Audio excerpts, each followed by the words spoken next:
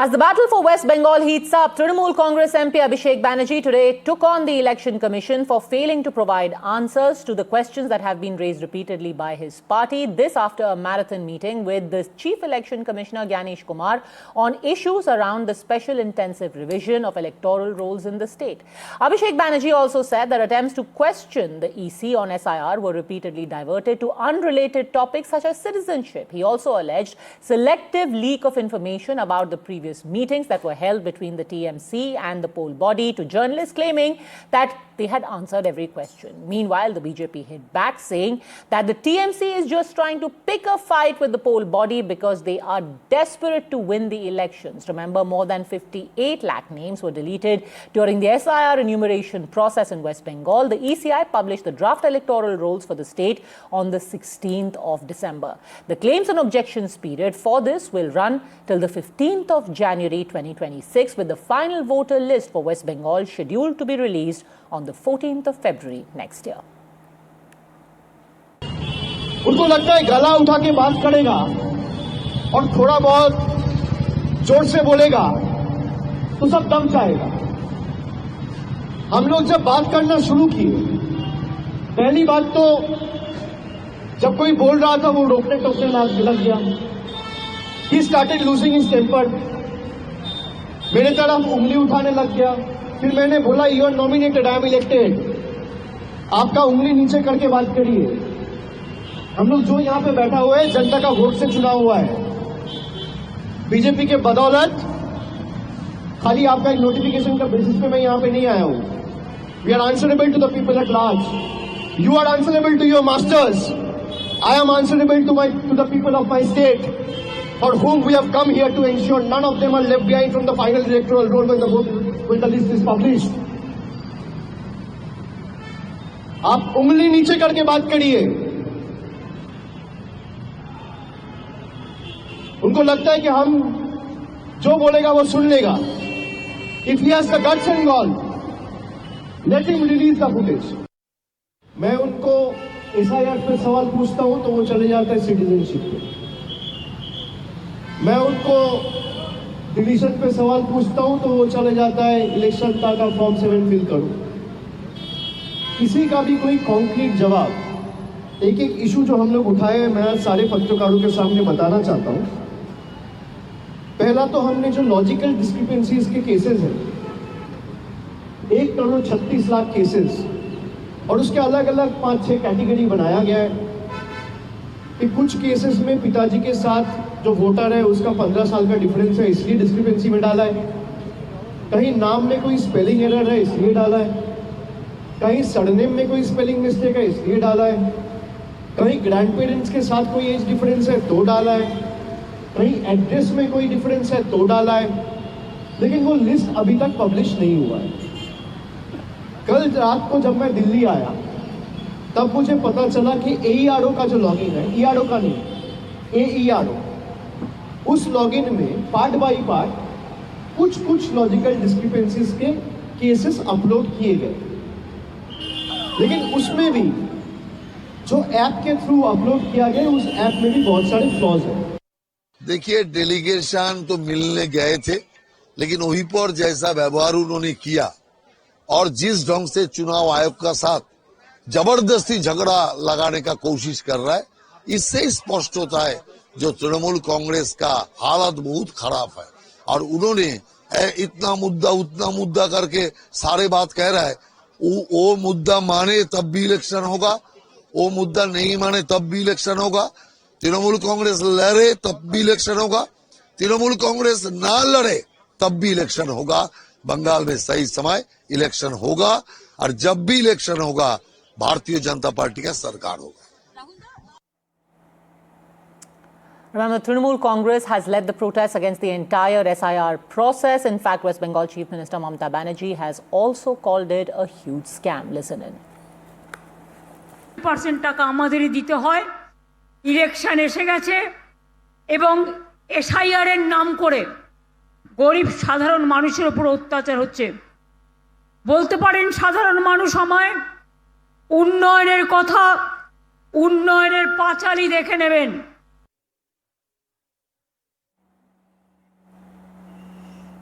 Now, remember, ever since the process for special intensive revision was started in 12 states and union territories, in addition, after the entire process in Bihar was concluded, the Trinamool Congress has alleged that it was being done in a ham-handed fashion. They had also quoted the death of several BLOs under pressure, some of them who had committed suicide, to say that it was done in a disorganized and hasty fashion. Shreyasi Dey now joins us live on this story. What happens next?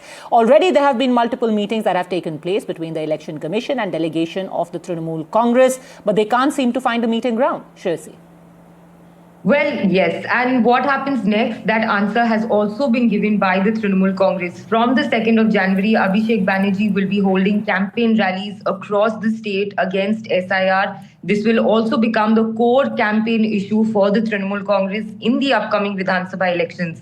Apart from that, the TMC delegation led by Abhishek Banerjee has made it very clear to the CEC today in New Delhi that once the final list is released, if there are any errors in that list will not be accepted by the Trinamool Congress and they will be taking legal action against it. This after the draft list had several errors that were pointed out by people who are alive but were declared dead in the draft list that was released here in West Bengal by the Election Commission. There were spelling errors, there were name mistakes, and because of those mistakes and errors, these voters have been called for a hearing at their SIR center. So the Trinamool Congress in the coming days can only escalate this fight against the Election Commission of India and at the same time target the BJP, who they have been calling that, this is the entire exercise is being done at the behest of the BJP, a claim that the Trinamool Congress is making. So this is going to be the next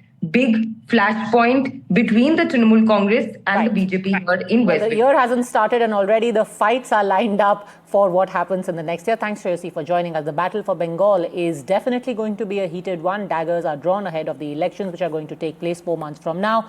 On his last day of his Bengal visit, Amit Shah gave workers of his party a mantra for the assembly elections next year. Former MPs have been asked to be on the ground to connect in person with the voters. MLAs have been asked to up their groundwork. The BJP has launched a sharp attack on Mamata Banerjee, accusing her of playing politics over infiltrators. Remember, this was one of the main charges that Amit Shah, in his press conference yesterday, leveled at the Trinamool Congress, saying that they are trying to change the demography of West Bengal to try and secure their vote bank, that the borders are not being fenced because the West Bengal government is not handing over land to the Union Home Ministry. Reacting to this, the TMC said that Amit Shah is a flop astrologer because he is saying his party will get 2/3 majority, but it will be nowhere close. More than 300 Karyakartas of Bharatiya Janata Party have been killed in West Bengal by Mamata Banerjee and her goons of TMC. घुसपैठियों का नाम electoral roll में कटता है.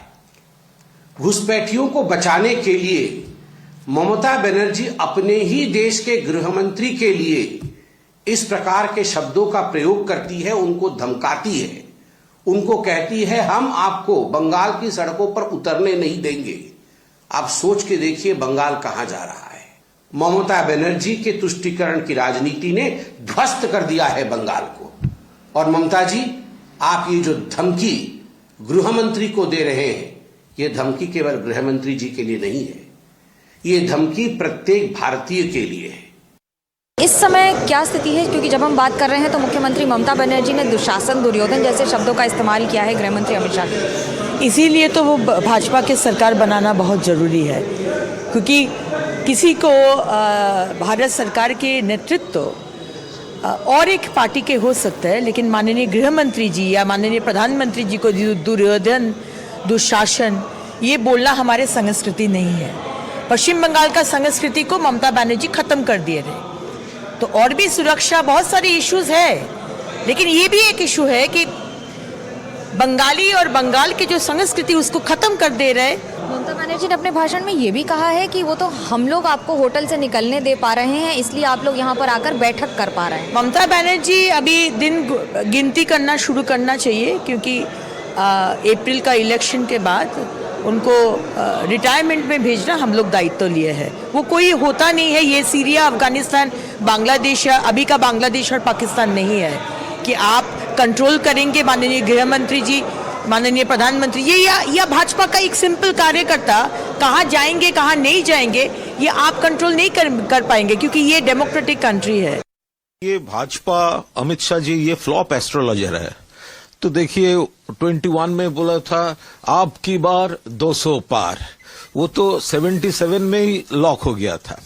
फिर 24 में Lok Sabha election के पहले बताया अब ज्यादा सीटें होंगे, कम गया, वो रिड्यूस होकर 12 में चला गया।